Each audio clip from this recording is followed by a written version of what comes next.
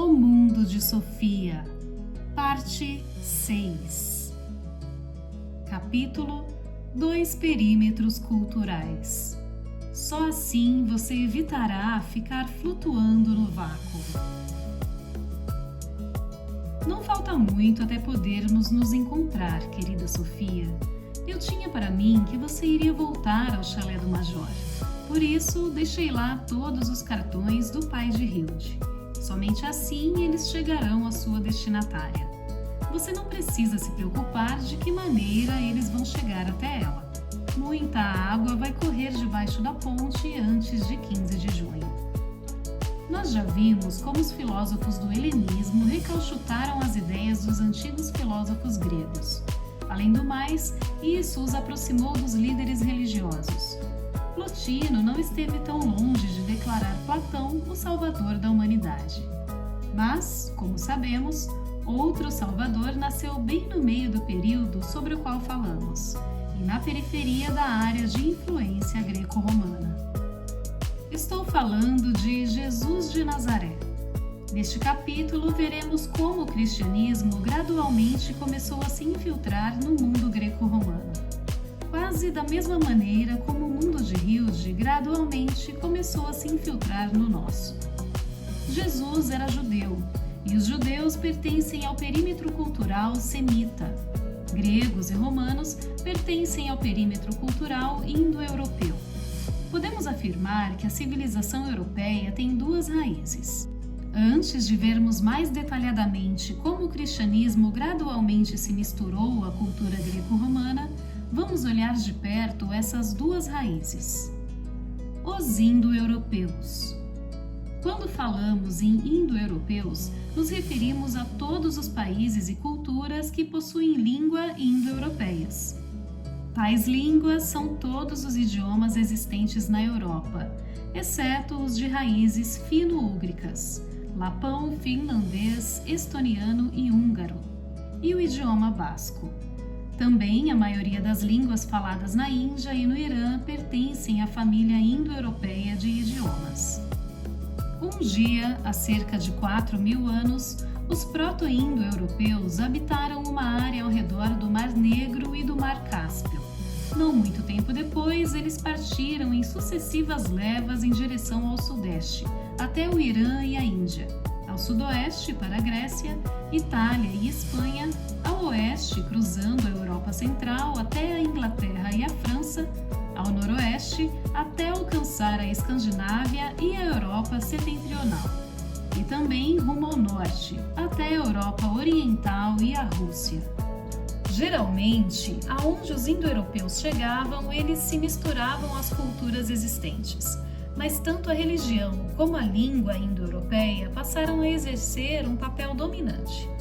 Os livros sagrados hindus, os Vedas, e a filosofia grega e até mesmo as sagas de Snorri foram escritos em idiomas pertencentes à mesma família. Mas não são apenas as línguas que se assemelham. Línguas parecidas levam a pensamentos parecidos. Por isso é que nos referimos a um perímetro cultural indo-europeu. A cultura indo-europeia era, antes de tudo, impregnada da crença em vários deuses diferentes. A isso chamamos de politeísmo.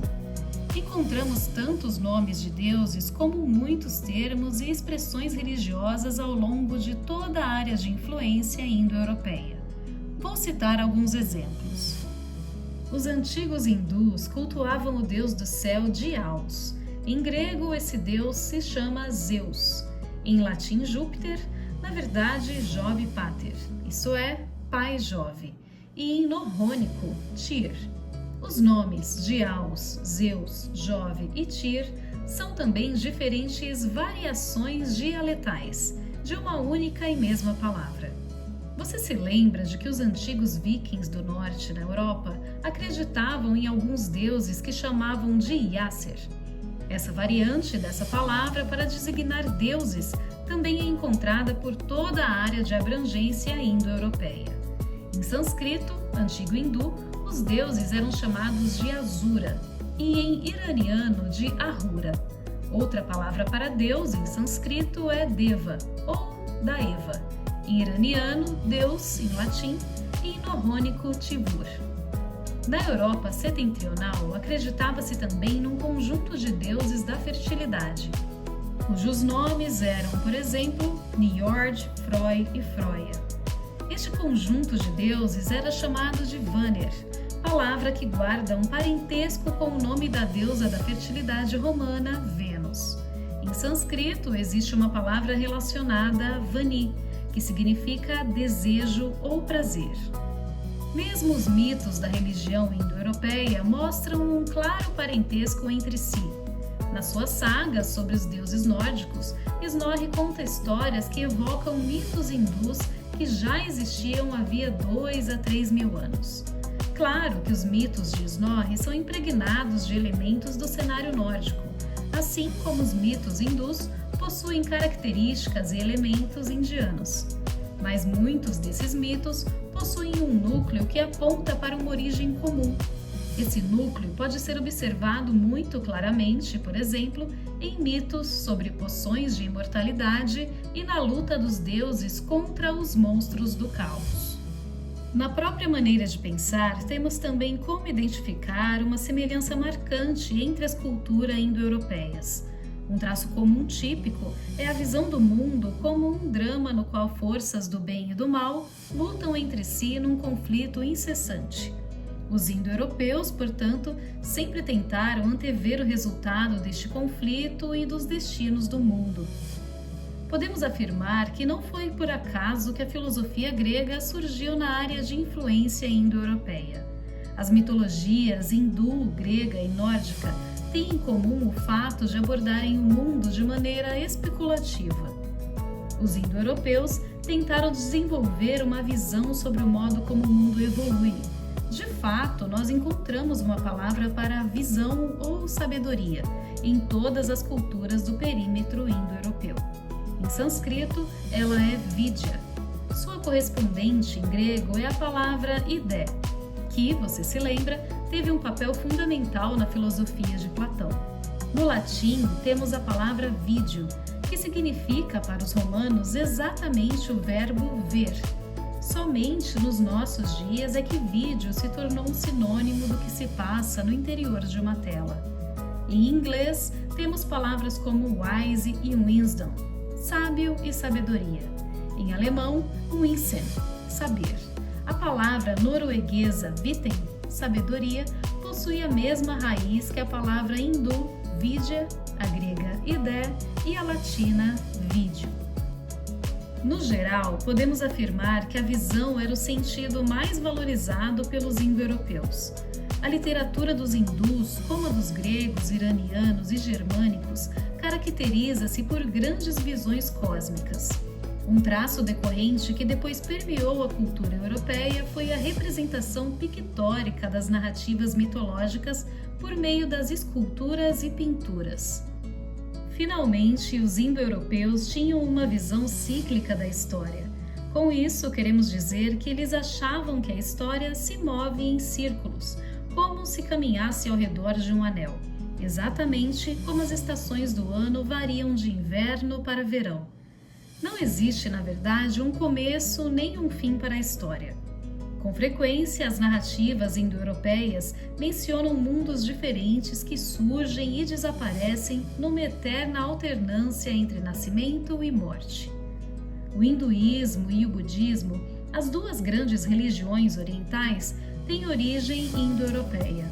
A filosofia grega também, e podemos traçar paralelos tendo essas duas religiões de um lado e a filosofia grega do outro. Até hoje, o hinduísmo e o budismo são marcadamente caracterizados por reflexões filosóficas. Não é raro observar no hinduísmo e no budismo uma ênfase na presença divina em tudo e em todos os lugares, panteísmo, assim como na união do homem com Deus através de um insight religioso. Você se lembra do que dizia Plotino, Sofia? Para que isso possa acontecer, é necessária uma profunda introspecção por meio da meditação. No Oriente, portanto, a passividade e a reclusão são tidas como ideais religiosos. Também por influência grega, muito se estimula a vida em ascese, reclusão religiosa, para que a alma encontre a sua libertação. Muitas das páginas que foram escritas nos conventos da Idade Média apontam diretamente para tais concepções, comuns no mundo greco-romano. Além disso, em muitas culturas indo-europeias, era fundamental a crença na transmigração da alma. Por mais de 2.500 anos, o propósito da vida do fiel hindu tem sido conseguir libertar deste processo a própria alma. E nós lembramos bem que Platão também acreditava na passagem da alma de um corpo para o outro. Os semitas. Agora é a vez dos semitas. Vamos falar de um perímetro cultural e de um idioma totalmente diferentes. Os semitas são originários da Península Arábica, mas seu perímetro cultural se expandiu para uma grande parte do mundo. Por mais de 2.000 anos, os judeus viveram exilados de sua terra natal. Junto com o cristianismo, a história e a religião semitas foram disseminadas para bem longe das suas raízes geográficas. A cultura semita também se expandiu com o crescimento do islamismo. As três religiões ocidentais, judaísmo, cristianismo e islamismo, têm um componente semítico comum. Tanto o livro sagrado dos muçulmanos, o Alcorão, como o Antigo Testamento da Bíblia foram escritos em línguas semíticas assemelhadas. Uma das palavras para Deus no Antigo Testamento possui a mesma raiz linguística do Alá dos muçulmanos. A palavra Alá significa pura e simplesmente Deus. No que se refere ao cristianismo, o quadro é um tanto mais complexo.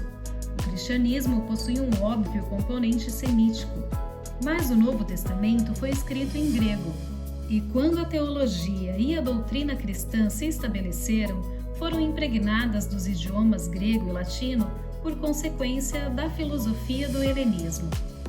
Vimos que os indo-europeus acreditavam em muitos deuses diferentes. Quanto aos semitas, chama a atenção o fato de que muito cedo eles adotaram a crença num único Deus. É o que chamamos de monoteísmo. No judaísmo, no cristianismo e no islamismo, a existência de um só Deus é um princípio fundamental para os três credos. Outra característica comum dos semitas é uma visão linear da história. Com isso, queremos dizer que a história é percebida como uma linha reta.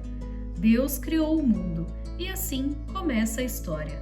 Mas um dia ele vai acabar. E no dia do juízo final, Deus vai julgar os vivos e os mortos.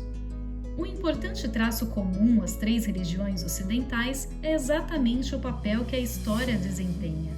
A ideia é que Deus interfere no curso da história. Na verdade, a história existe para que Deus possa realizar sua vontade neste mundo. Foi assim que ele um dia conduziu Abraão à terra prometida e tem liderado a vida dos homens através dos tempos até o dia do juízo. Por atribuir um grande peso à verdade divina através da história, os semitas se ocuparam durante milênios em registrar essa história, e justamente esses registros constituem o núcleo das suas respectivas escrituras sagradas. Nos dias de hoje, a cidade de Jerusalém é um importante centro religioso para judeus, cristãos e muçulmanos. Isso diz muito sobre a origem comum das três religiões. Lá estão importantes sinagogas judaicas, igrejas cristãs e mesquitas islâmicas. Por isso é tão trágico que Jerusalém tenha se transformado num pomo de discórdia, um lugar onde pessoas vêm se matando umas às outras ao longo de milênios porque não conseguem chegar a um acordo acerca de quem deteria a soberania sobre a cidade eterna. Quem dera a ONU pudesse fazer de Jerusalém um ponto de encontro religioso para as três crenças. Vamos falar mais dessa parte prática do curso de filosofia adiante. O pai de Hilde vai assumir essa tarefa. Você sabia que ele é um observador das Nações Unidas no Líbano? Mais precisamente, ele está lá servindo como major? Se você começar a ligar os pontos, verá que eles formam uma imagem que lhe é familiar. Mas não vamos pôr o carro na frente dos bois. Vimos que o sentido mais importante para os indo-europeus era a visão. No perímetro de influência semítica, impressiona o papel preponderante que a audição desempenhou. Não é por acaso que a profissão de fé judaica começa com as palavras "Ouve, Israel". No Antigo Testamento, podemos ler como os homens ouviram a palavra de Deus, e os profetas costumam iniciar suas pregações com a fórmula "Assim falou Jeová". O cristianismo também dá importância a ouvirmos a palavra de Deus. Antes de tudo, celebrações religiosas judaicas, cristãs e muçulmanas são marcadas pela leitura em voz alta ou récita dos textos sagrados. E eu disse que os indo-europeus sempre fizeram pinturas e estátuas dos deuses. É típico dos semitas uma interdição pictórica, isso é, uma proibição das imagens. Isso significa que a eles não era permitido pintar ou esculpir nada que representasse Deus ou o sagrado. Está no Antigo Testamento que o homem não deverá produzir nenhuma imagem de Deus.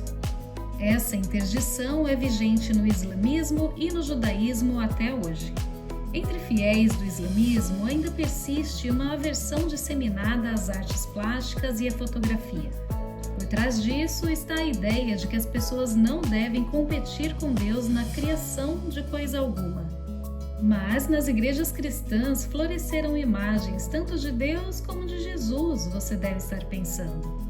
Com certeza, Sofia, mas é exatamente o exemplo de como o cristianismo foi influenciado pelo mundo greco-romano. Na Igreja Ortodoxa, isso é, na Grécia e na Rússia, ainda é proibido esculpir imagens, ou seja, esculturas e crucifixos com base nas passagens bíblicas. Ao contrário das grandes religiões orientais, as 3 religiões do Ocidente dão importância ao abismo que existe entre Deus e a sua criação. O objetivo não é ser livre da transmigração da alma, mas sim da culpa e do pecado.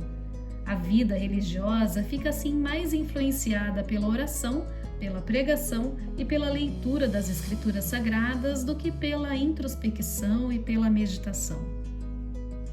Israel. Não quero competir com seu professor de religião, querida Sofia, mas assim mesmo vamos fazer um resumo das origens judaicas do cristianismo. Tudo começa quando Deus criou o mundo. Como isso ocorreu, você pode ler logo nas primeiras páginas da Bíblia. Mas em seguida, os homens se rebelaram contra Deus. A punição para tanto foi a expulsão de Adão e Eva do Jardim do Éden. E aí a morte fez a sua estreia no mundo. A desobediência dos homens a Deus é uma espécie de fio condutor que perpassa toda a Bíblia. Se folhearmos os primeiros livros, os de Moisés, Gênesis, vamos nos deparar com um dilúvio universal e a Arca de Noé. Depois, leremos que Deus firma um pacto com Abraão e seus descendentes. Esse pacto, ou acordo, determinava que Abraão e toda a sua linhagem deveriam obedecer aos mandamentos de Deus. Em retribuição, Deus prometeu proteger os descendentes de Abraão. O pacto seria renovado tempos depois, quando Moisés recebeu as tábuas da lei, a lei mosaica, no Monte Sinai. E isso teria acontecido aproximadamente 1200 anos antes de Cristo. Durante muito tempo, israelitas foram mantidos como escravos no Egito, mas com a ajuda de Deus conseguiram retornar a Israel. No ano 1000 a.C., bem antes de existir algo que pudesse chamar de filosofia grega, tomamos conhecimento de 3 grandes reis de Israel. O primeiro foi Saul, depois veio Davi e então Salomão. O povo de Israel reuniu-se num único reino e, sobretudo, sob o rei Davi, experimentou uma época de grandeza política, militar e cultural. Quando os reis eram entronizados, eles recebiam a aclamação popular, passando a adotar o título de Messias, que significa o Salvador. No contexto religioso, o rei era tratado como um intermediário entre Deus e o seu povo. Os reis poderiam ser chamados também de filhos de Deus, e a sua terra se tornava assim o reino de Deus. Mas não tardou muito para Israel ser subjugado. O reino foi dividido em 2, um reino ao norte, Israel, e o outro ao sul, Judeia. No ano 722 a.C., o Reino do Norte foi invadido pelo exército assírio e perdeu toda a sua significância política e religiosa. No sul não foi muito diferente. O Reino do Sul foi conquistado pelos babilônios em 586 a.C. O templo foi destruído e boa parte da população foi capturada e levada para a Babilônia. Esse cativeiro babilônio perdurou até 539 a.C., quando o povo judeu ganhou o direito de regressar a Jerusalém e reconstruir o seu grande templo. Mas nos tempos que se seguiram, até o início do nosso calendário comum, os judeus estiveram sob constante domínio estrangeiro. A pergunta que os judeus se faziam era por que o reino de Deus fora destruído e uma tragédia atrás da outra se abatia sobre seu povo. Deus não prometera estender sua mão protetora sobre Israel? Mas seu povo também se comprometera a seguir os seus mandamentos. Com o tempo, surgiu e se disseminou a crença de que Israel fora punido por Deus por desobedecer a ele. No ano 750 a.C., aproximadamente, surgiu uma série de profetas que asseguraram que o castigo de Deus sobre Israel se deu porque o seu povo não se manteve firme no compromisso assumido com ele. O dia em que Deus governará Israel ainda chegará, diziam eles. A essas profecias chamamos de apocalípticas ou juízo final. Não muito tempo depois, surgiram profetas que previram que Deus salvaria o restante do seu povo enviando um redentor, ou um rei da paz oriundo da linhagem de Davi. Ele vai restaurar o antigo reino de Davi, o seu povo gozará de um futuro feliz. O povo que vaga pelo escuro verá um enorme facho de luz, disse o profeta Isaías. E sobre aqueles que vivem nas trevas raios de luz se derramarão. Tais profecias são chamadas de redentoras. Serei mais preciso. O povo de Israel vivia feliz sob o reino de Davi. Com o tempo, quando a situação piorou para os israelitas, os profetas previram que chegaria o dia em que surgiria um novo rei descendente de Davi. Esse Messias, ou Filho de Deus, iria redimir, salvar o seu povo, restaurar o poder de Israel e estabelecer um reino de Deus na terra. Jesus. Ok, Sofia, até aqui acho que você está acompanhando. As palavras-chave são Messias, Filho de Deus, salvação e reino de Deus.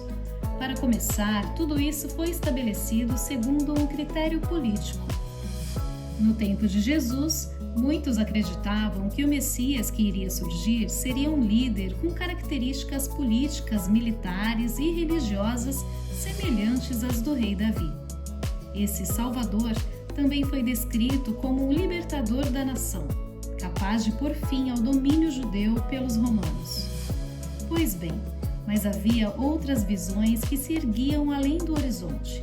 Aproximadamente em 200 a.C., profetas anunciaram que o Messias prometido seria o Salvador do mundo inteiro. Ele não apenas libertaria os israelitas do jugo estrangeiro, como iria livrar todos os homens do pecado e da culpa, e ainda da própria morte. A esperança numa salvação, nessa acepção da palavra, já se espalhara por todo o mundo helênico. Então surge Jesus. Ele não foi o único a ser apontado como Messias. Como os demais, ele utiliza as expressões Filho de Deus, Reino de Deus, Messias e Salvação. Assim, ele está em conexão permanente com os antigos profetas. Ele adentra Jerusalém e é aclamado pela multidão como Salvador do povo, repetindo exatamente os antigos reis nos seus típicos rituais de entronização. Jesus se deixa ser saudado pelo povo.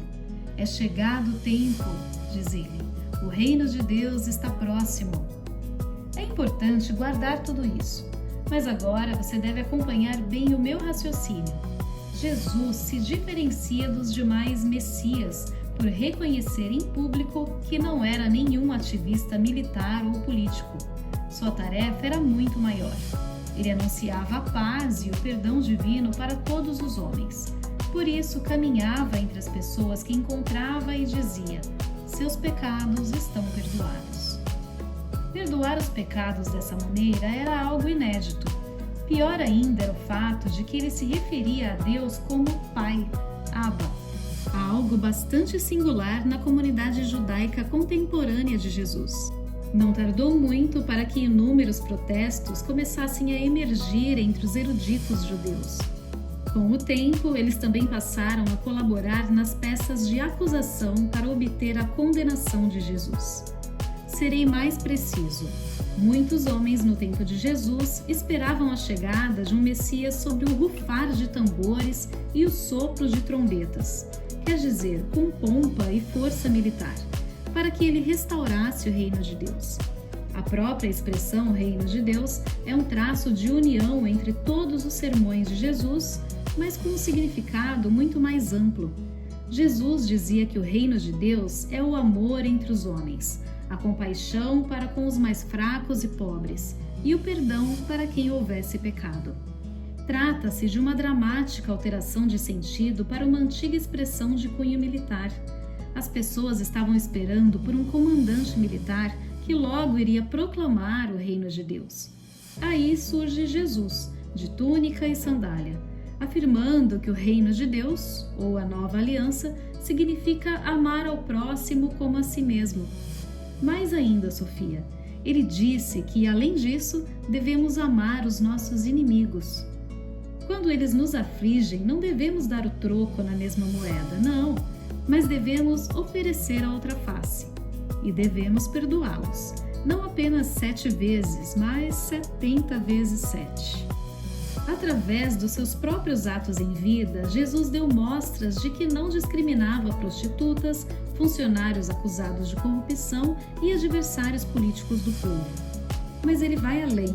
Ele diz que um perdulário que esbanjou toda a sua herança ou um servidor público que tenha se apoderado de erários são justos diante de Deus, bastando para isso que se voltem para ele e implorem perdão. Tamanha é a generosidade da sua misericórdia. Mas ele vai mais além. Veja só, e agora preste muita atenção. Jesus disse que tais pecadores são mais justos aos olhos de Deus e mais dignos do seu perdão que os impolutos fariseus em finas vestes de seda que andavam de um lado para o outro, orgulhosos da sua pretensa pureza. Jesus adverte, porém, que nenhum homem deve considerar a misericórdia divina um bem garantido. Nós não podemos salvar-nos a nós próprios.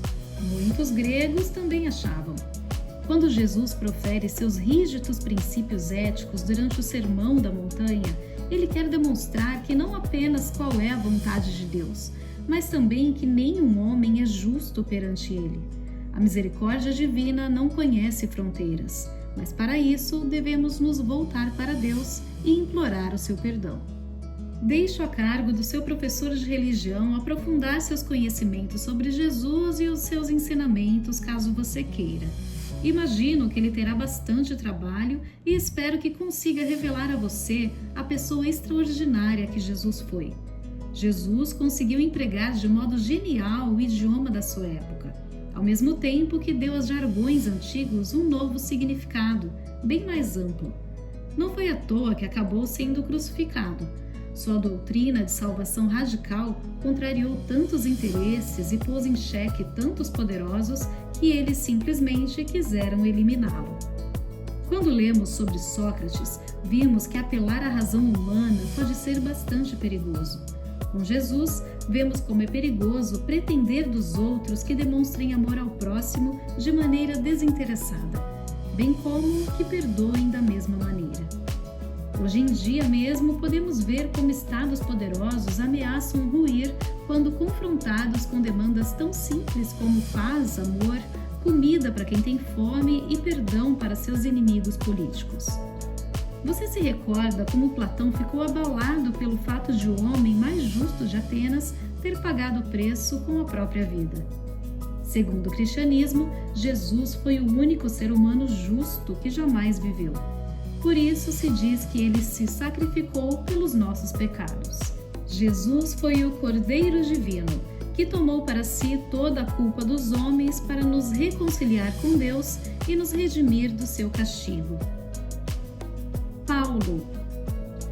Poucos dias depois de Jesus ter sido crucificado e sepultado, cresceram rumores de que ele havia se erguido da cova. Assim, ele demonstrava que era mais que um homem. Assim, ele demonstrava que era realmente Filho de Deus. Podemos dizer que a Igreja Cristã tem seu início nessa mesma manhã de Páscoa com a ressurreição de Jesus. O apóstolo Paulo deixa isso claro. Mas, se Cristo não se ergueu, nossa missão é vã e vã é a nossa crença. Todos os homens podiam agora ter esperança na ressurreição da carne. Jesus já era nosso Salvador antes de ter sido crucificado. E agora, querida Sofia, agora você deve notar que os fundamentos da religião judaica não mencionavam nada de imortalidade da alma, nem nenhuma forma de transmigração. Essa era uma concepção dos gregos, ou seja, indo-europeia. Mas, segundo o cristianismo, não existe nada nos homens, por exemplo, sua alma, que seja imortal por si. A Igreja crê na ressurreição da carne e na vida eterna. Mas podermos ser salvos da morte e da perdição é justamente um milagre divino, que não ocorre em consequência dos nossos atos, nem é uma característica natural, nem inata dos homens. Os primeiros cristãos começaram então a professar a Boa Nova, ou seja, a redenção por meio da fé em Jesus Cristo. Através dela, o reino de Deus estava prestes a irromper no mundo inteiro. A palavra Cristo é uma tradução grega da palavra hebraica Messias, que significa ungido. Alguns anos depois da morte de Jesus, o fariseu Paulo se converteu ao cristianismo. Com suas muitas viagens pelo mundo greco-romano, ele fez do cristianismo uma religião mundial. Lemos isso nos Atos dos Apóstolos. Os sermões de Paulo e seus ensinamentos aos cristãos nos chegaram através das muitas epístolas, cartas, que ele escreveu às primeiras comunidades da cristandade. Então, um dia, Paulo chegou em Atenas. Conta-se que, passeando pela praça na capital da filosofia, ele se abalou pelo fato de a cidade estar tomada de ídolos pagãos. Ele visitou a sinagoga de Atenas e travou diálogos com filósofos estoicos e epicuristas. Eles o convidaram para o alto do Areópago e lá disseram: "Podemos saber qual é essa nova doutrina que nos traz? Pois ouvimos coisas notáveis a respeito e desejamos muito saber do que se trata." Você consegue perceber, Sofia? Aqui é um judeu que aparece numa praça em Atenas e se põe a falar sobre um Salvador que foi pendurado numa cruz e depois se ergueu do próprio túmulo. A própria visita de Paulo a Atenas nos deixa antever um choque entre a filosofia grega e a doutrina cristã. Mas Paulo acabou conseguindo dialogar com os atenienses. Quando estava no Areópago, portanto, com os imponentes templos da Acrópole, ele proferiu o seguinte discurso: "Homens de Atenas", disse ele, "vejo que vós sois pessoas muito afeitas à religião de diversos modos. Pois, ao vagar em meio a vossos monumentos sagrados, deparei com um altar com essa inscrição: ao Deus desconhecido. O que vós homenageais sem conhecer, eu vos apresento. Deus, aquele que criou o mundo e tudo o que há nele, aquele que preside o céu e a terra. Ele não habita templos erguidos por mãos humanas, nem carece ele do serviço de mãos humanas, pois é ele quem serve a todos com a vida, a respiração e todas as coisas. De um só homem, ele deu forma a toda a humanidade, para que povoasse toda a terra, estabelecendo para o produto da sua criação o tempo e as fronteiras do seu domínio. Isso fez para que possamos buscar a Deus, caso não o tenhamos sentido nem encontrado. Posto que não está ele diante de nenhum de nós, é nele que vivemos, nos locomovemos e existimos. Ou, como reza um dos vossos ditados, nós somos os seus semelhantes. E porque somos a ele assemelhados, não devemos crer que sua divindade se relaciona à figura do ouro, da prata ou da pedra lavrada segundo o engenho humano.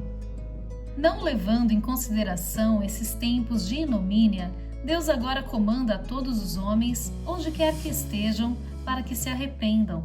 Já é estabelecido o dia em que ele julgará o mundo na sua justiça, e para tanto nos enviou um homem, asseverando a todos por tê-lo feito ressurgir do mundo dos mortos.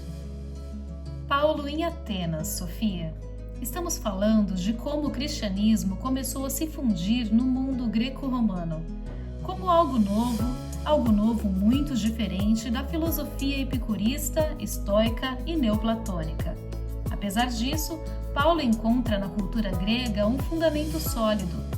Ele registra que a busca por Deus subsiste em cada indivíduo, o que não representa nada de novo para os gregos.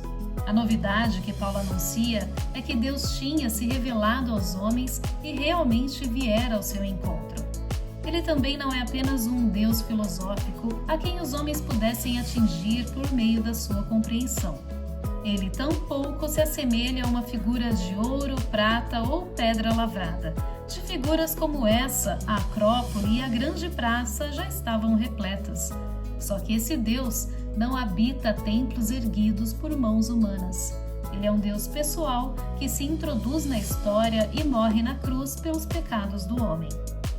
Terminado o discurso de Paulo no Areópago, os Atos dos Apóstolos contam que ele foi ridicularizado por dizer que Jesus havia ressuscitado dos mortos. Mas alguns dos ouvintes disseram: "Queremos ouvir de novo essa história com mais detalhes em outra oportunidade." Houve também os que se converteram depois de ouvir Paulo e abraçaram o cristianismo.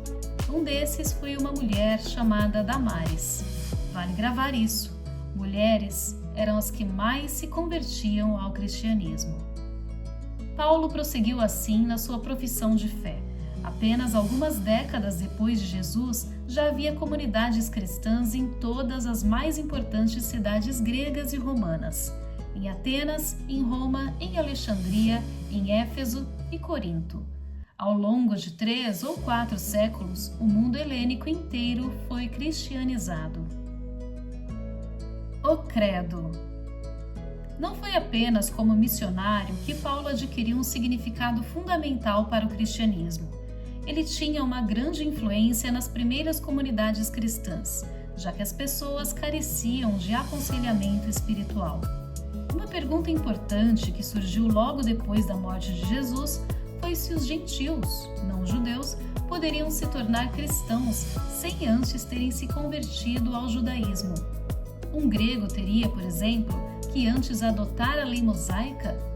Paulo dizia que isso não seria necessário. O cristianismo era mais que uma seita judaica. Era uma fé que abrangia toda a humanidade com uma mensagem de libertação. A antiga aliança entre Deus e Israel seria substituída por uma nova aliança, que Jesus havia estabelecido entre Deus e todos os homens. Mas o cristianismo não foi a única religião a aparecer naquela época. Vimos como o helenismo estava impregnado de misturas religiosas. Tornou-se, portanto, vital para a Igreja elaborar um breve resumo do que era o credo cristão. É importante delimitar as fronteiras com as demais crenças e também evitar separações dentro da Igreja. Assim surgiu o primeiro credo, um resumo dos principais dogmas ou princípios fundamentais da cristandade. Um desses princípios fundamentais dizia que Jesus era tanto Deus quanto homem. Ele não era filho de Deus apenas pela força dos seus atos, mas era Deus ele próprio. Mas também era um homem real, que tinha compartilhado sua existência com outros homens e de verdade havia padecido na cruz. Isso tudo soa como uma contradição, mas a missão da Igreja era professar que Deus se fez homem. Jesus não era um semideus, metade humano, metade divino. A crença em semideuses assim era bastante disseminada nas religiões gregas e helênicas. A Igreja ensinava que Jesus era um Deus completo e um completo ser humano. Pós-escrito. Vou tentar dizer algumas palavras sobre como tudo isso se relaciona, querida Sofia. Quando o cristianismo faz a sua entrada no mundo greco-romano, desenha-se um encontro dramático entre dois perímetros culturais, mas também se desenha uma das maiores mudanças culturais da história. Estamos quase deixando para trás a antiguidade. Desde os primeiros filósofos gregos, já se passaram mais de 3.000 anos. Diante de nós está a Idade Média cristã. Mesmo ela se estendeu por cerca de 1.000 anos.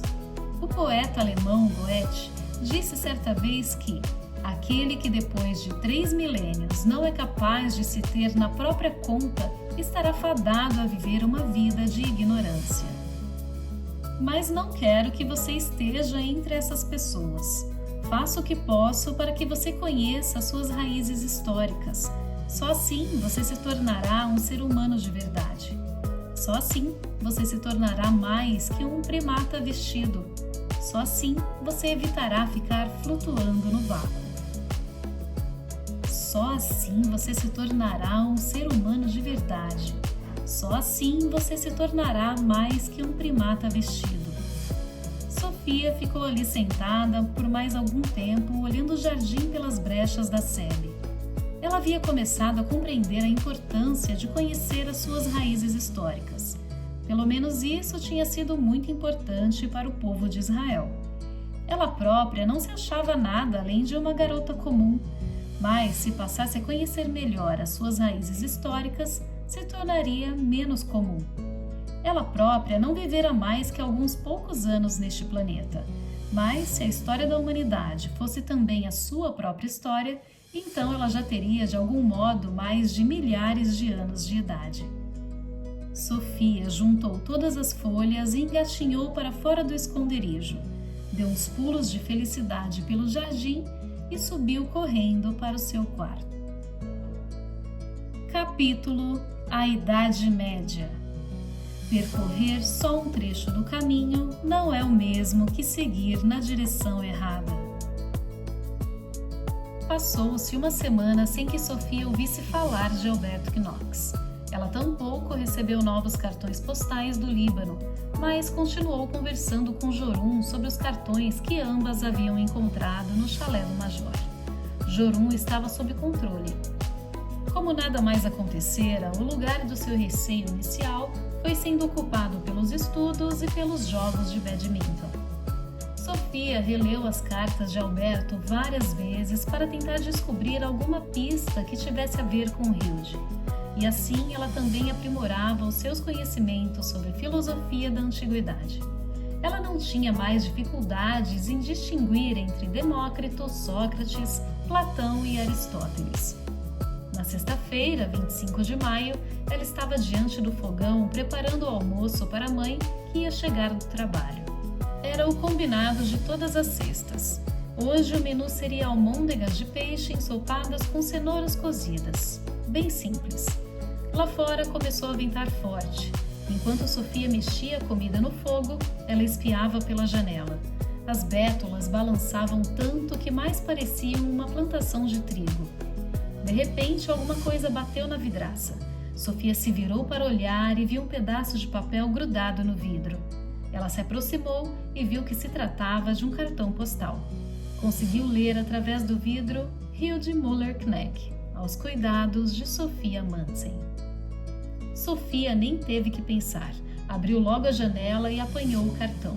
Será que ele teria trazido pelo vento aquela distância toda desde o Líbano? O cartão era datado de sexta-feira, 15 de junho. Sofia tirou a panela do fogão e colocou na bancada da cozinha. No cartão estava escrito: Querida Hilde, não sei se a comemoração do seu aniversário já não terá passado quando você receber esse cartão. Espero que não. De todo modo, espero que não tenham se passado muitos dias. Que para Sofia tenha se passado 1 ou 2 semanas não significa para nós a mesma medida de tempo.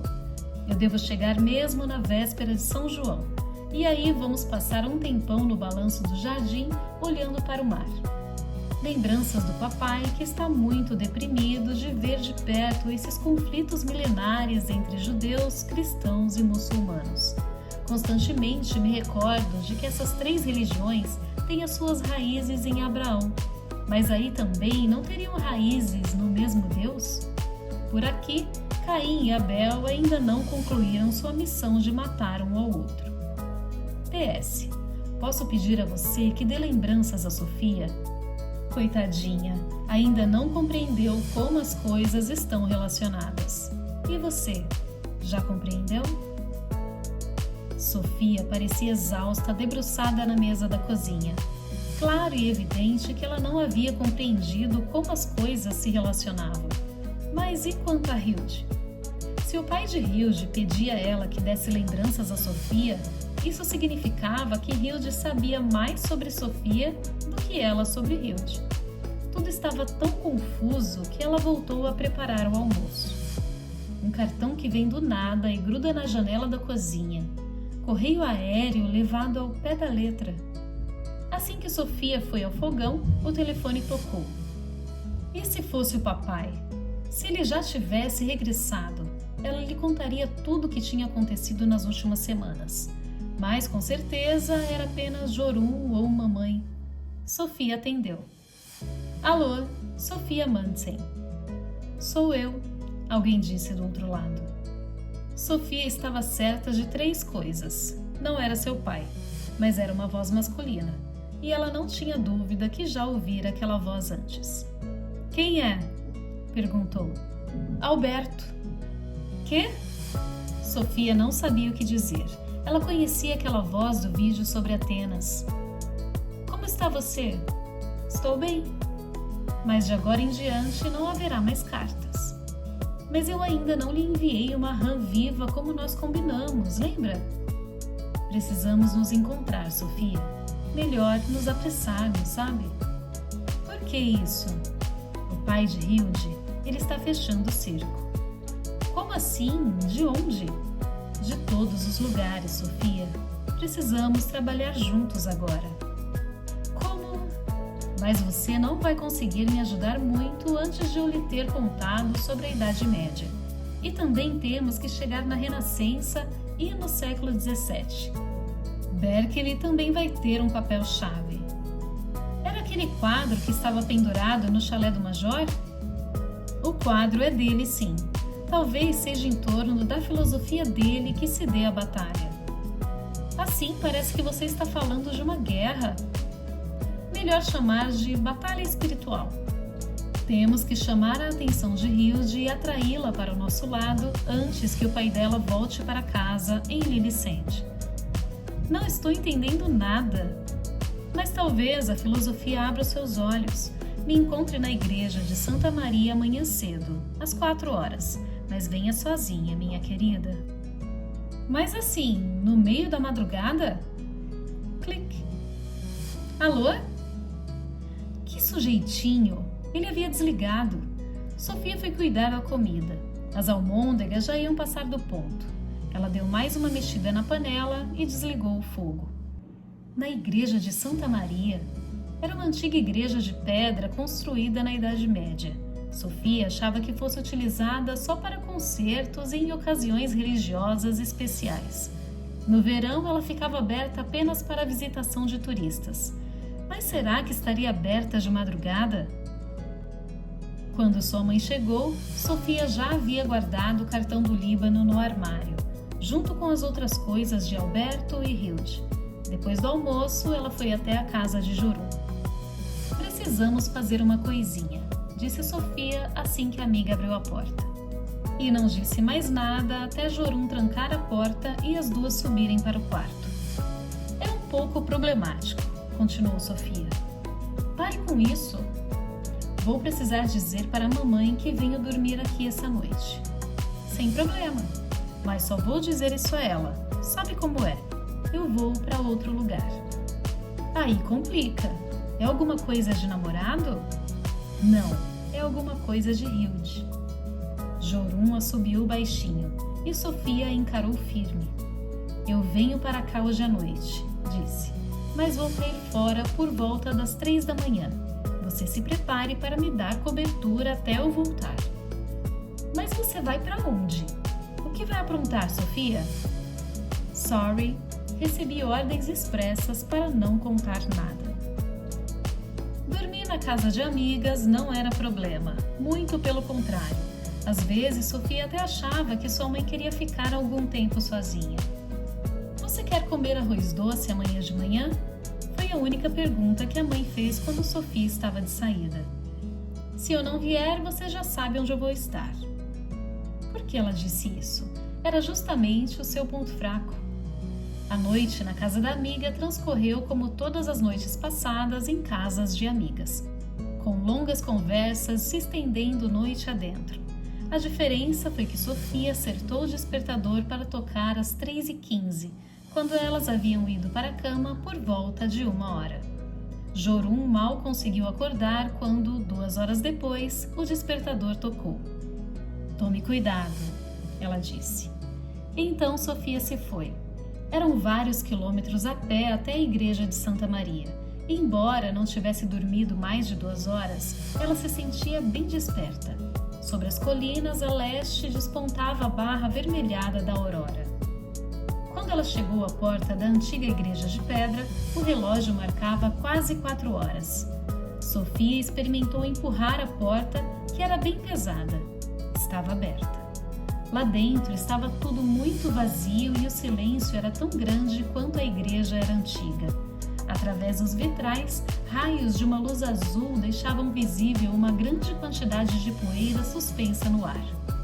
O pó parecia se acumular junto das vigas grossas que se uniam formando um X bem no teto. Sofia sentou no banco no meio da nave. De lá, ficou observando o altar, onde no alto havia um antigo crucifixo pintado em cores opacas. Alguns minutos se passaram, de repente ouviram-se acordes saindo do órgão. Sofia nem ousou se virar.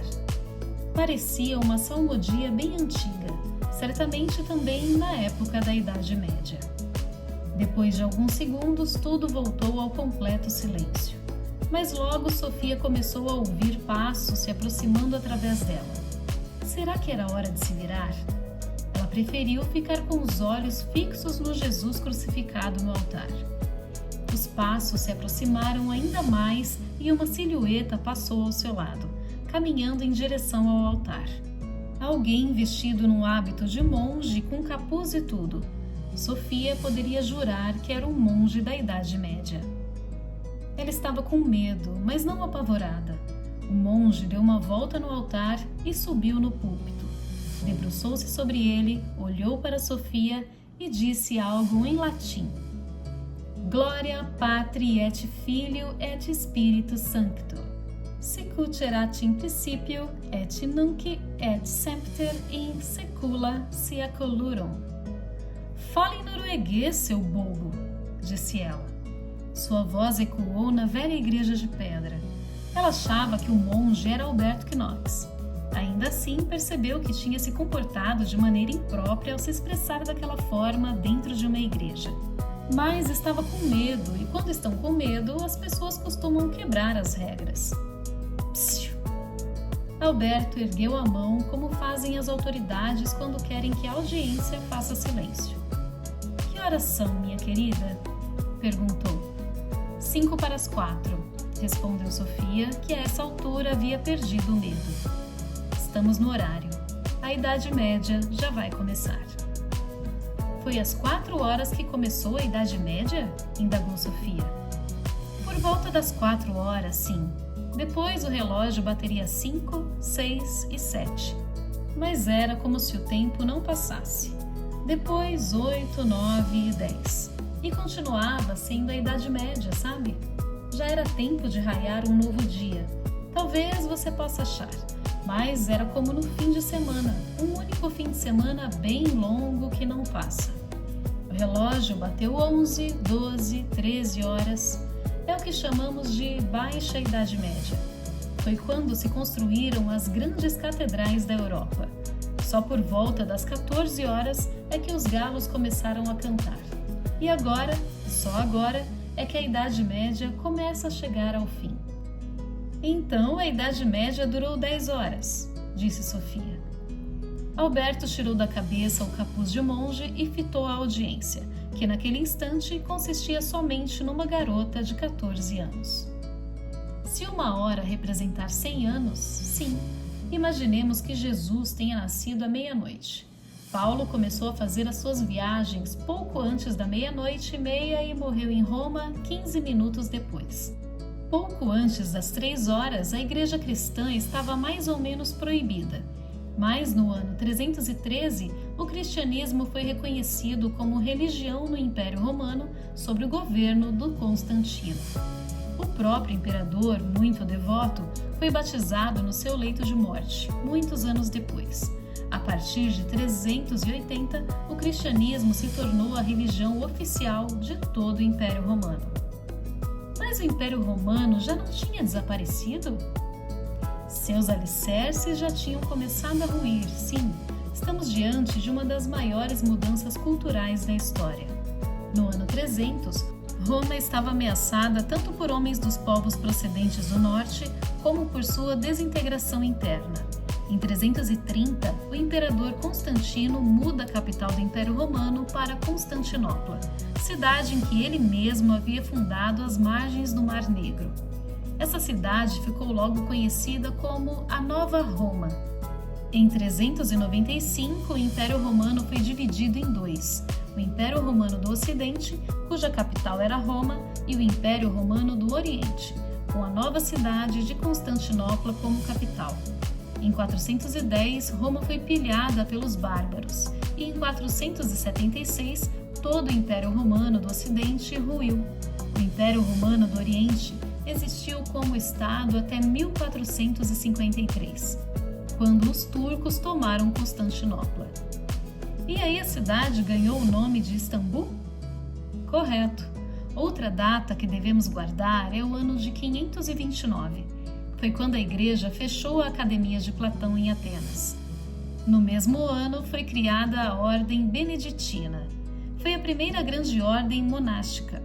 Dessa forma, o ano 529 se tornou um símbolo de como a igreja cristã pôs um cadeado na filosofia grega. Dali em diante, os mosteiros passaram a deter o monopólio sobre o ensino, a reflexão e a meditação. O relógio estava para bater 5:30.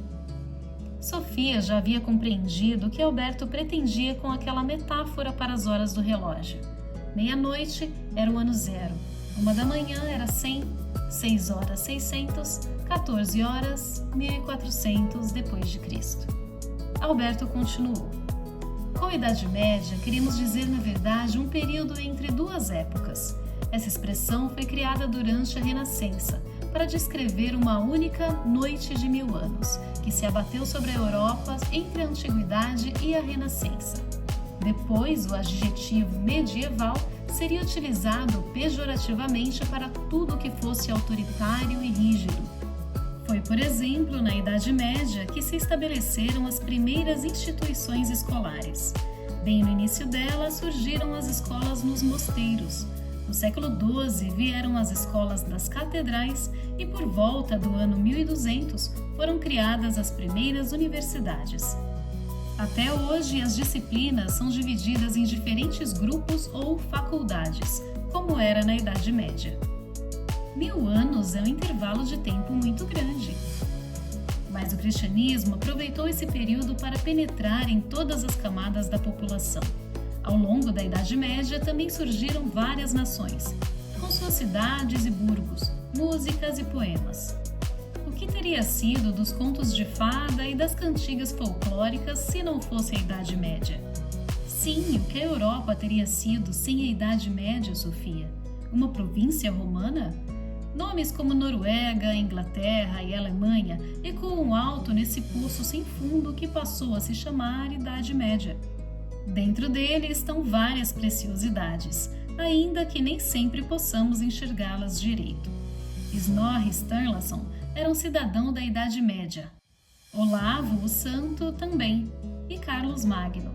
Para não mencionar Romeu e Julieta, Bendique, Arólia, Olav Astenson, ou os Trolls que habitavam a floresta de Redal. e ainda todo um séquito de príncipes garbosos, reis e majestades, cavaleiros valentes e belas donzelas, vitralistas anônimos e construtores geniais de órgãos, para não mencionar os frades, os cruzados e as bruxas astutas. Você também não mencionou os padres. É verdade, o cristianismo só chegou à Noruega por volta do ano 1000, mas seria um exagero dizer que a Noruega se tornou um país cristão antes do massacre de Stiklestad. Antigas crenças pagãs sobreviveram à conquista cristã e muitos elementos pré-cristãos logo se misturaram aos rituais religiosos. Por exemplo, na celebração de Natal norueguesa, houve um casamento dos costumes cristãos e nórdicos que persiste até os dias de hoje. E aqui vale a velha regra segundo a qual, depois de muito tempo de união, os cônjuges ficam muito parecidos um com o outro. Elementos típicos como os biscoitos, o porquinho de marzipan e a cerveja de Natal passaram a fazer parte do cenário que inclui os Reis Magos e a manjedoura de Belém. Assim mesmo, convém enfatizar que a visão de mundo cristã passou a predominar, portanto, costumamos nos referir à Idade Média como um período de unificação da cultura cristã. Mas ela não foi apenas de escuridão e tristeza, certo? Os primeiros séculos depois do ano 400 marcaram realmente um declínio cultural. A alta cultura da época romana deu origem a enormes cidades com redes de esgotos, banhos e bibliotecas públicas, para não mencionar a arquitetura imponente. Toda essa cultura se desmanchou no primeiro século da Idade Média, inclusive no que diz respeito ao dinheiro e à economia. Durante a Idade Média, voltaram à tona o comércio de produtos in natura e o escambo. A economia foi marcada pelo que chamamos de feudalismo. Poucos senhores feudais eram proprietários das terras onde camponeses tinham que trabalhar apenas para garantir o seu próprio sustento. A população também diminuiu grandemente nesses primeiros séculos.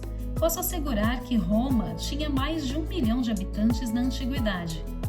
No ano 600, a população dessa antiga cidade foi reduzida a 40 mil habitantes, ou seja, uma fração do que já fora um dia. A população reduzida convivia com o que restou dos magníficos prédios da época da grandeza de Roma, costumando recorrer às ruínas sempre que era necessário obter material de construção. Uma pena para os arquitetos de hoje, que preferiam que os cidadãos medievais tivessem deixado intocados os antigos marcos da cidade. É fácil falar depois que o mal está feito. A grandeza política de Roma já havia sucumbido por volta do ano 300, mas o bispo de Roma logo seria feito chefe de toda a Igreja Católica do Império. Ele foi chamado de Papa ou Pai, e com o tempo passou a ser considerado o representante de Jesus na Terra. E assim Roma funcionou como capital da Igreja durante toda a Idade Média. E não foram muitos os que ousaram se interpor no caminho de Roma. Paulatinamente, os reis e príncipes dos estados nacionais foram angariando tanto poder que alguns deles ousaram desafiar a toda a poderosa Igreja. Um deles foi o nosso próprio rei Sver. Sofia continuava de olhos grudados no sábio monge. Você disse que a Igreja fechou a Academia de Platão em Atenas. Todos aqueles filósofos gregos foram deixados para trás? Parcialmente apenas. As pessoas ouviam falar dos escritos de Aristóteles aqui, dos escritos de Platão ali. Mas o antigo Império Romano, com o tempo, foi dividido em 3 diferentes regiões culturais. Na Europa Ocidental, nós tivemos uma cultura cristã de língua latina com Roma como capital. Na Europa Oriental, tivemos uma cultura cristã de língua grega, Constantinopla como capital. Mais tarde, a cidade ganhou o nome de Bizâncio, e por isso nos referimos à Idade Média Bizantina, para diferenciá-la da Idade Média católico-romana. Mas o norte da África e o Oriente Médio também pertenciam ao Império Romano. Nessa região floresceu na Idade Média uma cultura muçulmana de língua árabe. Depois que Maomé morreu em 632, o Oriente Médio e o norte da África foram conquistados pelo Islã. Pouco tempo depois, a Espanha passou a integrar a área de cultura muçulmana. Os locais sagrados do Islã eram cidades como Meca, Medina, Jerusalém e Bagdá. A tomada de Alexandria pelos árabes tem um significado histórico importante, pois muito da ciência grega foi assim herdado pelos árabes. Ao longo de toda a Idade Média, os árabes detiveram a liderança em ciências como matemática, química, astronomia e medicina. Hoje em dia, nós mesmos utilizamos algarismos arábicos. Em várias áreas, a cultura árabe sobrepujou a cultura cristã. Eu perguntei o que foi feito com a filosofia grega. Você consegue imaginar um rio que num determinado local se divide em 3 riachos que depois se encontram novamente para dar lugar a uma correnteza mais forte? Consigo. Então, pode imaginar como a cultura greco-romana foi em parte transmitida através da cultura católico-romana no Ocidente, em parte através da cultura romano-oriental no Oriente e em parte através da cultura árabe no sul da Europa. Esses 3 riachos também deram suas próprias contribuições. Embora seja uma simplificação muito grosseira, podemos dizer que o neoplatonismo sobreviveu no Ocidente, Platão no Oriente e Aristóteles junto aos árabes no Sul. O importante é que no final da Idade Média, os 3 riachos voltam a se encontrar no norte da Itália. A influência árabe veio dos árabes na Espanha, a grega da Grécia e Bizâncio, e aí começa a Renascença, um renascimento da cultura da antiguidade. Ao fim e ao cabo, a antiga cultura conseguiu sobreviver à demorada Idade Média. Estou entendendo. Mas não vamos atropelar as coisas. Primeiro vamos conversar um pouco sobre a filosofia medieval, querida Sofia. E não vou mais falar daqui do púlpito. Já vou descer.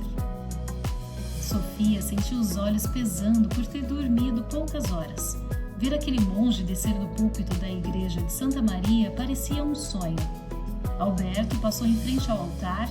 Primeiro ele olhou para o antigo crucifixo no alto, depois se virou para Sofia e caminhou a passos lentos até sentar-se ao lado dela no banco. Era estranho estar tão próxima dele. Sob o capuz, Sofia viu um par de olhos castanhos que pertenciam a um homem de meia idade, de cabelos escuros e cavanhaque. Quem é você? Ela pensou. Por que invadiu a minha vida? Com o tempo, vamos nos conhecer melhor, ele disse como se houvesse lido seus pensamentos. Quando estavam ali sentados e a luz externa começava a invadir a igreja através dos vitrais, Alberto Knock se pôs a lhe contar mais sobre a filosofia medieval. Que o cristianismo era sinônimo da verdade era uma coisa que os filósofos medievais davam como certa, disse ele. A pergunta era se nós devíamos apenas acreditar na verdade que nos apresentava a igreja ou se podíamos também recorrer à nossa razão. Como seria a relação entre os filósofos gregos e aquilo que estava na Bíblia? Havia uma contradição entre a Bíblia e a razão. Ou a fé e conhecimento poderiam conviver em harmonia. Quase todos os filósofos medievais se dedicaram a responder a essa única pergunta. Sofia balançou a cabeça impaciente. Ela mesma havia respondido sobre o conflito entre fé e conhecimento na prova de religião. Veremos como abordam essa problemática 2 dos mais importantes filósofos medievais. E podemos começar com Santo Agostinho, que viveu de 354 a 430. Na vida desse único homem, podemos estudar a passagem da Antiguidade Tardia para o início da Idade Média. Agostinho nasceu na pequena cidade de Tagasta, no norte da África, mas já aos 16 anos migrou para Cartago para estudar. Mais tarde viajou para Roma e Milão e viveu os últimos anos da sua vida como bispo na cidade de Hipona, a alguns quilômetros a oeste de Cartago. Mas ele não foi cristão durante toda a vida. Agostinho esteve entre muitas correntes filosóficas e religiosas antes de se converter ao cristianismo. Você poderia explicar melhor? Durante um período, ele foi maniqueu. Os maniqueus eram uma seita religiosa bem típica da Antiguidade Tardia. Professavam uma doutrina de salvação meio religiosa, meio filosófica, afirmando que o mundo era dividido em dois, entre bem e mal, luz e trevas, espírito e matéria. Por meio do seu espírito, os homens conseguiriam transcender a matéria e estabelecer os alicerces da sua salvação. Mas essa divisão, muito bem definida entre o bem e o mal, não deixou Agostinho em paz. Quando jovem, ele se ocupou bastante em estudar o que chamamos de o problema do mal, que é como nos referimos à pergunta sobre a origem do mal. Noutro período, ele abraçou a filosofia estoica e, segundo os estoicos, não existia essa linha divisória clara entre o bem e o mal. Mas, acima de tudo, ele foi influenciado pela segunda mais importante corrente filosófica da Antiguidade Tardia, ou seja, o neoplatonismo. Através dela, ele trava contato com a ideia de que toda a existência tem uma natureza divina. E aí ele se torna um bispo neoplatônico? Sim, talvez se possa dizer isso. Primeiramente, ele se converte ao cristianismo, mas sua conversão é marcada fortemente pelas ideias de Platão. E assim, Sofia, você poderá compreender melhor o que a passagem da Idade Média cristã não representa uma ruptura tão dramática com a filosofia grega. Muito da filosofia grega foi levada para essa nova era por padres da igreja como Agostinho. Quer dizer que Agostinho era 50% cristão e 50% neoplatonista? Ele mesmo dizia, naturalmente, que era 100% cristão, mas não via nenhuma contradição aguda entre o cristianismo e a filosofia de Platão. Ele achava a filosofia de Platão e a doutrina cristã tão semelhantes que especulava se Platão não teria tido contato com algumas partes do Antigo Testamento, o que, é claro, é muito improvável. Melhor afirmarmos que foi Agostinho quem cristianizou Platão. Ele não abandonou tudo que tinha a ver com a filosofia quando passou a crer no cristianismo? Mas ele afirmou que existe uma fronteira até onde a razão pode ir nas questões religiosas. O cristianismo é um mistério divino ao qual somente podemos chegar através da fé. Se acreditarmos no cristianismo, Deus iluminará nossa alma para que possamos descobrir uma espécie de conhecimento natural sobre ele. Agostinho mesmo achava que havia um limite até onde a filosofia poderia chegar. Assim que se converteu, sua alma experimentou a paz. Nosso coração é inquieto até encontrar conforto em Deus, escreveu ele. Não entendo muito bem como as ideias de Platão podem se relacionar com o cristianismo, retrucou Sofia. O que aconteceu com as ideias eternas? Agostinho é enfático ao afirmar que Deus criou o universo a partir do nada. E essa é uma ideia bíblica. Os gregos estavam mais inclinados a dizer que o universo sempre existiu. Para Agostinho, antes de Deus criar o universo, a ideia de universo já estava nele. Ele transferiu as ideias de Platão para dentro de Deus e salvou dessa forma a concepção platônica das ideias eternas. Foi esperto! Mas isso ilustra bem a extrema angústia de Agostinho e de muitos outros padres para conciliar a doutrina da Igreja com as ideias gregas e judaicas. Eles eram, de certa forma, cidadãos de ambas as culturas. Na sua visão do mal, Agostinho abraça o neoplatonismo. Como Plotino, ele dizia que o mal é o afastamento de Deus. O mal não tem existência autônoma, é algo que não existe por si, pois a criação de Deus é somente o bem. O mal decorre da infelicidade humana, segundo Agostinho. Ou, nas suas próprias palavras, a boa vontade é a obra de Deus. A má vontade é afastar-se da obra de Deus. Ele também dizia que o homem tem a alma imortal? Sim e não. Agostinho afirma que há um abismo intransponível entre Deus e o mundo. Aqui ele está embasado na Bíblia e contesta, portanto, a visão de Plotino para quem tudo é um. Mas ele enfatiza também que o homem é um ser espiritual Ele possui um corpo material pertencente ao mundo físico, sujeito a padecer e decair, mas possui também uma alma que pode reconhecer a Deus. O que acontece com a nossa alma quando morremos? Segundo Agostinho, toda a humanidade caiu em perdição depois do pecado original. Ainda assim, Deus determinou que alguns homens serão salvos da perdição eterna. Eu preferia que ele tivesse determinado que ninguém deveria cair nessa tal perdição, retrucou Sofia. Mas nesse ponto, Agostinho diz que o homem não tem direito de criticar a Deus, recorrendo a algo que Paulo escreveu na sua epístola aos Romanos.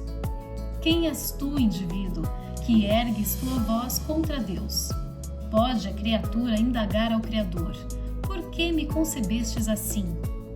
Acaso não é o oleiro o senhor do barro, que da mesma amálgama dá forma a um vaso esmerado e a outro corrompido? Então Deus fica lá sentado no céu brincando com os homens? É só ele ficar insatisfeito com alguma coisa que ele próprio criou para que ela caia em desgraça? O argumento de Agostinho é que ninguém é merecedor da salvação divina. Ainda assim, Deus escolheu alguns homens para salvar da perdição. E ele não guarda segredo entre quem será salvo e quem não será. Isso está predeterminado. Então, sim, nós somos um joguete nas mãos de Deus. Somos totalmente dependentes da sua misericórdia. Dessa forma, ele voltou a acreditar na velha crença do destino.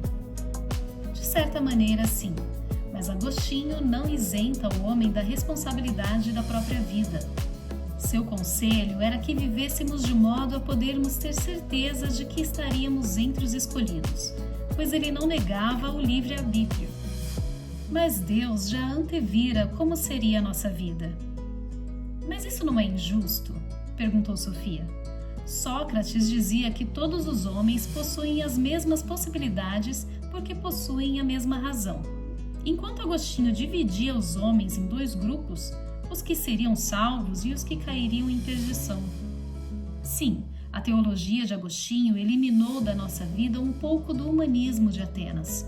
Mas perceba que não foi Agostinho quem dividiu os homens em dois grupos. Sua teoria sobre salvação e perdição é embasada na Bíblia. Ele aprofunda isso na sua obra-prima intitulada A Cidade de Deus. Conte mais. A expressão Cidade de Deus ou Reino de Deus provém da Bíblia e das pregações de Jesus. Agostinho dizia que a história do homem não é nada mais do que a história do conflito entre o reino de Deus e o reino dos homens. Os dois reinos não são estados políticos com uma separação marcante entre si. Essa luta pelo poder ocorre dentro de cada indivíduo. É possível mais ou menos localizar o reino de Deus na igreja, enquanto o reino dos homens está na noção de Estado. Por exemplo, no Império Romano, que se dissolveu justamente na época de Agostinho. Essa sua concepção ficou mais evidente com o passar dos anos, quando a Igreja e o Estado competiram pelo poder ao longo da Idade Média. Não há salvação longe da Igreja, passou a se dizer. A Cidade de Deus de Agostinho tornou-se, no final, associada à Igreja enquanto organização. Só durante a Reforma, no século XVI, é que emergiram os protestos contra o fato de o homem ter de seguir o caminho da Igreja para obter a salvação divina. Já não era sem tempo. Podemos notar também que Agostinho é o primeiro filósofo que encontramos a incluir a história na sua filosofia. A luta entre o bem e o mal não era nada de novo. Novo é que essa luta se desenrola no transcorrer da história. Aqui não é possível reconhecer muito de Platão em Agostinho. Aqui ele se embasa na visão linear da história que encontramos no Velho Testamento. A ideia é que Deus precisa de toda a história para tornar possível sua cidade de Deus. A história é necessária para educar os homens e eliminar o mal. Ou, para usar as palavras de Agostinho, a visão divina conduz a história dos homens, desde Adão até o fim dos tempos, como se fosse a história de um único indivíduo que se desenvolve gradualmente da infância à velhice. Sofia Sofia olhou para o seu relógio. São 8 horas, eu já tenho que ir. Mas antes eu vou lhe falar sobre o segundo grande filósofo medieval. Vamos sentar lá fora? Alberto se levantou do banco da igreja. Ele uniu as palmas das mãos como uma prece e passou a caminhar pela nave central. Parecia que ele orava ou tinha seus pensamentos dispersos em outras verdades espirituais. Sofia foi atrás dele, até porque não lhe restava outra escolha. Lá fora, uma fina camada de névoa ainda cobria o chão. O sol já se erguera havia muito, mas não conseguira vencer a barreira de neblina matinal. A igreja de Santa Maria ficava num bairro antigo da cidade. Alberto sentou-se no banco diante da igreja. Sofia imaginou o que aconteceria se alguém os visse ali. Era muito estranho estar lá sentada às 8 da manhã, ainda mais ao lado de um monge medieval. São 8 horas, disse ele. Já se passaram cerca de 400 anos desde Agostinho, e agora começa um longo dia de aprendizado escolar. Até às 10 horas, os mosteiros serão as únicas instituições de ensino. Entre 10 e 11 serão erguidas as primeiras catedrais e, por volta do meio-dia, as primeiras universidades. Além disso, começam a ser construídas as primeiras catedrais góticas. Esta igreja aqui foi erguida em torno do meio-dia, ou na chamada Baixa Idade Média. Aqui nesta cidade, eles não dispunham de recursos para construir uma catedral maior. Nem era preciso, acrescentou Sofia. Não tem coisa pior que uma igreja vazia. Mas as grandes catedrais não foram construídas apenas para abrigar grandes multidões. Elas foram erguidas para honrar a Deus e eram uma espécie de ritual religioso em si. Mas aconteceu outra coisa durante a Alta Idade Média que é de especial interesse para nós, filósofos. Conta! Alberto continuou. Agora começa a valer a influência dos árabes na Espanha. Os árabes conviveram durante toda a Idade Média com a tradição viva das ideias de Aristóteles. E no fim do século XII, eruditos árabes visitaram o norte da Itália, a convite dos príncipes governantes. Dessa forma, muitos dos escritos de Aristóteles se tornaram conhecidos depois de traduzidos do árabe e do grego para o latim. Isso gerou um novo interesse pelas questões relativas à ciência da natureza. Além do mais, reavivou as questões referentes à abertura da igreja em relação à filosofia grega. Nas questões relativas à ciência natural, não era possível ir muito longe sem Aristóteles. Mas quando o homem deveria dar ouvidos aos filósofos e quando deveria se voltar exclusivamente ao que dizia a Bíblia? Você compreende? Sofia assentiu com a cabeça e o monge prosseguiu.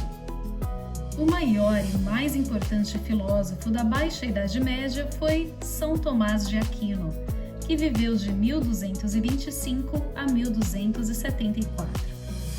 Ele vinha da pequena cidade de Aquino, entre Roma e Nápoles, mas foi professor universitário em Paris. Eu estou chamando de filósofo, mas ele era muito mais um teólogo. Não existia distinção real entre filosofia e teologia naquela época. Resumidamente, podemos afirmar que Tomás de Aquino cristianizou Aristóteles assim como Agostinho havia cristianizado Platão no começo da Idade Média. Cristianizar filósofos que nasceram muitos anos antes de Cristo não seria forçar muito a barra? Pode ser, mas quando menciono a cristianização dos dois grandes filósofos gregos, quero dizer que eles passaram a ser explicados e compreendidos sem que representassem uma ameaça à fé cristã. Sobre Tomás de Aquino, disse que ele conseguiu pegar o touro pelos chifres. Não sabia que a filosofia tinha a ver com touradas. Tomás de Aquino estava entre os que tentavam conciliar a filosofia de Aristóteles com o cristianismo. Dizemos que ele estabeleceu a grande síntese entre fé e ciência, e conseguiu fazer isso ao mergulhar na filosofia de Aristóteles e tomá-la ao pé da letra. Ou pelos chifres. Olha, eu infelizmente quase não preguei o olho esta noite. Então acho que você vai precisar explicar melhor isso daí. Tomás de Aquino dizia que não era necessário existir contradição entre aquilo que nos dizem a filosofia e a razão e aquilo que nos dizem a revelação e a fé cristã. Muito frequentemente, elas nos dizem a mesma coisa. Agora nós podemos, portanto, recorrer à razão para chegar à mesma verdade que lemos na Bíblia. Como isso é possível? A razão, por acaso, nos diz que Deus criou o mundo em 6 dias? Ou que Jesus era mesmo o Filho de Deus? Não, esses são dogmas, verdades incontestáveis da fé. Só podemos ter acesso através da crença e da revelação cristã. Mas Tomás de Aquino dizia que existe uma gama de verdades teológicas naturais, ou seja, verdades a que se pode chegar tanto pela revelação cristã como através de toda a razão inata ou natural. Exemplos de uma verdade assim: a existência de Deus. Desse modo, Tomás de Aquino dizia que 2 caminhos conduzem a Deus. Um é através da fé e da revelação. O outro é através da razão e da observação e compreensão dos sentidos. Desses 2 caminhos, o primeiro é o mais seguro, porque é mais fácil o homem se enganar quando confia somente no segundo. Mas o argumento de Tomás de Aquino é que não é preciso haver contradição alguma entre um filósofo como Aristóteles e a doutrina cristã. Podemos nos fiar em Aristóteles como nos fiamos na Bíblia? Não. Aristóteles criou um pedaço do caminho porque não conhecia a revelação cristã. Mas percorrer só um trecho do caminho não é o mesmo que seguir na direção errada. Não é errado, por exemplo, afirmar que Atenas fica na Europa, mas também não é uma localização exata. Se um livro lhe disser apenas que Atenas é uma cidade europeia, pode ser recomendável dar uma olhada num livro de geografia também. Vou lhe contar toda a verdade. Atenas é a capital da Grécia, que é um pequeno país do sudeste da Europa. Se você tiver sorte, conhecerá um pouco da Acrópole, para não mencionar Sócrates, Platão e Aristóteles. Mas a primeira explicação sobre Atenas também era verdadeira. Exato. O argumento de Tomás de Aquino é que existe apenas uma única verdade. Quando Aristóteles indica algo que nossa razão é capaz de reconhecer como correto, isso não está em conflito com a doutrina cristã também. Podemos muito bem nos aproximar de uma parte da razão utilizando a razão e os sentidos, e é essa razão que Aristóteles se refere, por exemplo, quando descreve os reinos vegetal e animal. Outra parte da verdade nos foi revelada por Deus através da Bíblia, mas as 2 partes se sobrepõem em muitos pontos importantes. Existe um bocado de questões para as quais a Bíblia e a razão nos fornecem respostas idênticas. Se Deus existe, por exemplo? Exatamente. A filosofia de Aristóteles concebia a existência de Deus ou de uma causa primeira, capaz de pôr em movimento todos os processos da natureza. Mas ele não fornece nenhuma descrição mais detalhada de Deus. Aqui precisamos recorrer completamente à Bíblia e aos ensinamentos de Jesus. Então, é certo que Deus existe? Claro que isso é discutível. Mas hoje em dia, a maioria das pessoas concorda que a razão humana não é a prova contrária da existência de Deus. Tomás de Aquino foi mais longe ao dizer que, recorrendo a Aristóteles, conseguia provar a existência divina. Nada mal! Também, por meio da razão, podemos reconhecer que tudo à nossa volta deve ter uma causa primeira, dizia ele. Deus revelou-se aos homens tanto através da Bíblia como através da razão. Portanto, temos tanto uma teologia da revelação como uma teologia natural. O mesmo vale para o território da moral. Podemos ler na Bíblia como Deus espera que levemos a vida, mas Deus também nos dotou de uma consciência que nos faz capaz de discernir o certo do errado com base em fundamentos naturais. Existem 2 caminhos também para conduzir a vida moral. Sabemos que é errado causar mal ao próximo sem termos lido na Bíblia que não farás ao próximo aquilo que não queres que ele faça contra ti. Mas aqui também vale a máxima: o caminho mais correto é seguir o que diz a Bíblia. acho que estou entendendo, disse Sofia. É como quando sabemos que vai cair uma tempestade só porque vemos raios e ouvimos trovões. Muito bem! Mesmo se somos cegos, podemos ouvir os trovões. E mesmo se somos surdos, podemos ver os raios. O melhor seria tanto ver como ouvir. Mas não há nenhuma contradição entre o que vemos e o que ouvimos. Muito pelo contrário, as duas impressões se complementam. Compreendi. Deixe-me recorrer a outra metáfora. Se você lesse um romance, por exemplo, Vitória, de Knut Hamsun, esse eu já li mesmo. Você consegue ter ideia do autor só de ler um romance que ele escreveu? Eu posso pelo menos dizer que existe um autor que escreveu aquele livro. E você fica sabendo algo mais sobre ele? Sim, que ele tem uma visão muito romântica do amor. Quando você lê esse romance, que é uma criação de Hamsun, você também consegue ter uma impressão sobre a natureza de Hamsun. Mas você não espera encontrar ali revelações pessoais sobre o autor. Você pode, por exemplo, deduzir quantos anos ele tinha quando escreveu Vitória, onde vivia ou, por exemplo, quantos anos tinha. Claro que não. Mas esses detalhes você consegue encontrar numa biografia de Knut Hamsun. Somente uma biografia ou autobiografia pode lhe trazer um conhecimento mais aproximado da pessoa do autor. Sim, é mesmo. A relação entre a criação de Deus e a Bíblia é bem parecida. Basta olharmos a natureza para podermos reconhecer a existência de um Deus. Podemos afirmar, talvez, que ele gosta de flores e animais ou não teria criado. No entanto, detalhes sobre a pessoa de Deus encontramos apenas na Bíblia, ou seja, na autobiografia de Deus. É um bom exemplo. Pela primeira vez, Alberto não respondeu. Tem alguma coisa a ver com Hilde? Sofia deixou as palavras escaparem. Não sabemos com certeza se existe uma Hilde, mas nós sabemos que existem rastros dela aqui e ali. Os cartões postais e a echarpe de seda, uma carteira verde, uma meia calça. Alberto balançou a cabeça, concordando.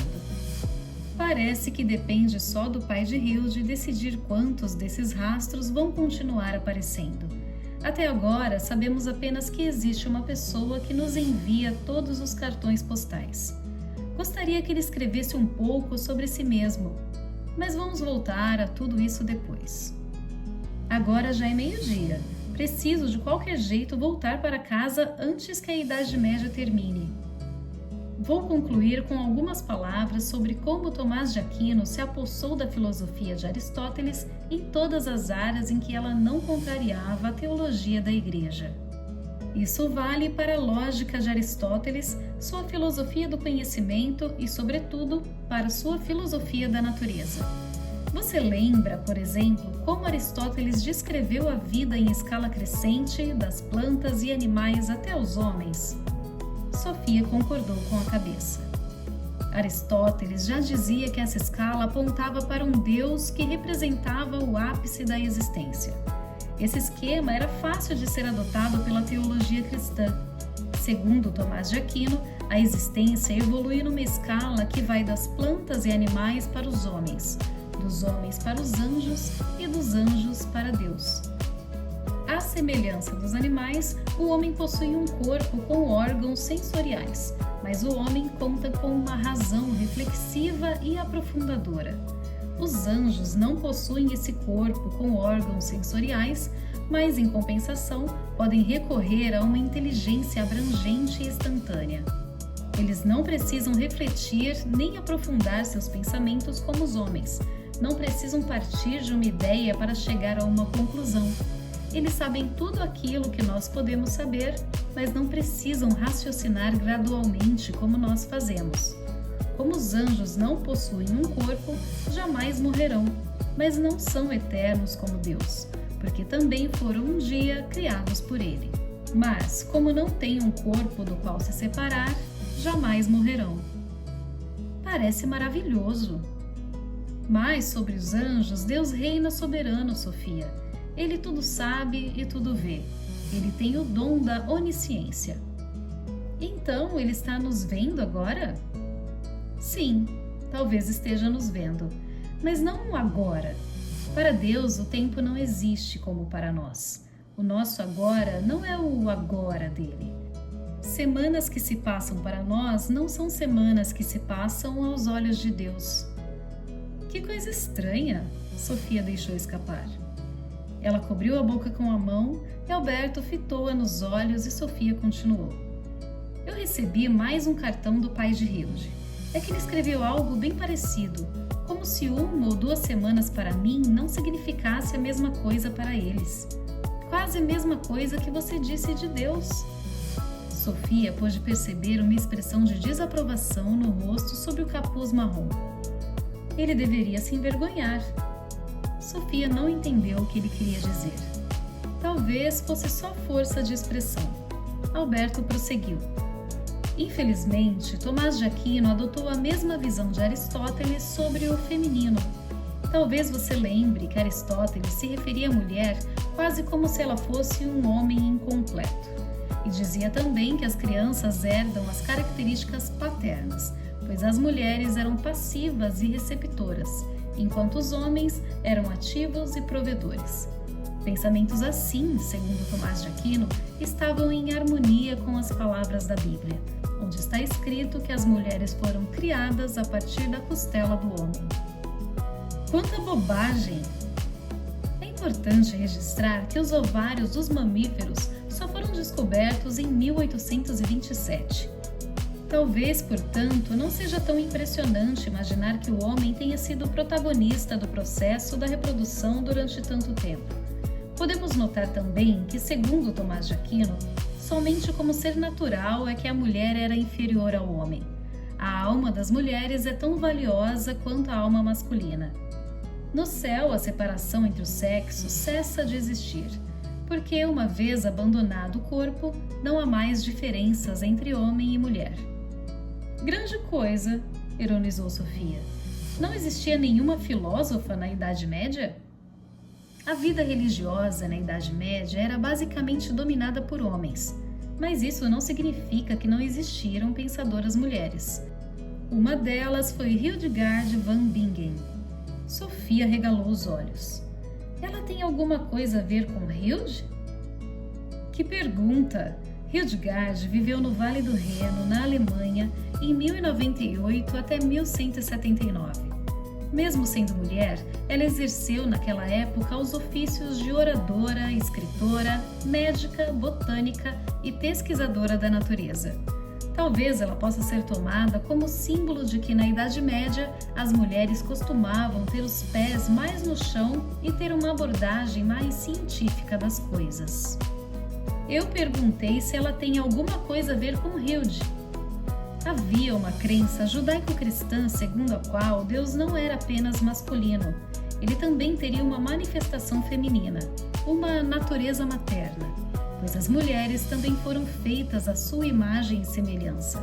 Em grego, esse lado feminino de Deus chama-se Sofia, que significa sabedoria. Sofia balançou a cabeça, porque ninguém jamais lhe dissera isso. E por que ela jamais havia perguntado? Alberto continuou. Tanto entre os judeus como na Igreja Ortodoxa grega, Sofia, ou a natureza materna de Deus, desempenhou um papel importante ao longo da Idade Média. No Ocidente é que ela foi esquecida, mas aí vem Hildegard.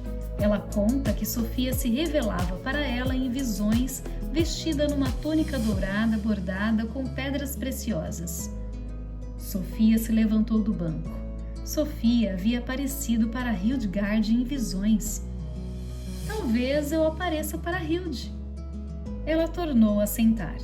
Pela terceira vez, Alberto pôs a mão no seu ombro. Isso é algo que teremos de descobrir. Mas agora já é quase 1h.